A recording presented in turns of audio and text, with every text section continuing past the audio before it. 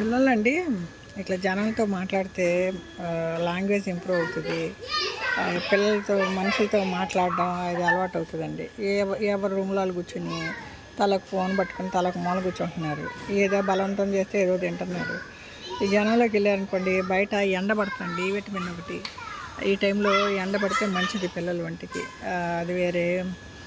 10 మంది పిల్లలతో మాట్లాడటం, ఒక్కొక్కరికి ఎట్లా 10 మంది పిల్లలు 10 తరహాగా ఉంటారండి.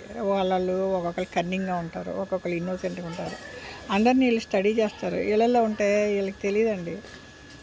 మనుషుల్లో మనిషి వచ్చి సంఘజీవి. అందరితో కలిసి ఉంటేనే మనం ముందుకెళ్తామండి. ఎవరితో ఎలా బిహేవ్ చేయాలి, ఎవరు ఎలాంటి వాళ్ళు అర్థం చేసుకుంటాకి ఇది ఒక సందర్భం. పిల్లల్ని 10 మందిలోకి వదలాలండి. ఇళ్ళల్లో బంధించి ఫోన్లు ఇచ్చి టీవీకి అప్పచెప్పి ఉంచకూడదు. జనంలో తిరగనివ్వాలి. కష్టం, సుఖం, బాధ, ఎండ, వాన అన్నీ వాళ్ళు తెలుసుకుంటేనే జీవితంలో వాళ్ళు వచ్చి అన్నిటికీ తట్టుకుంటారండి.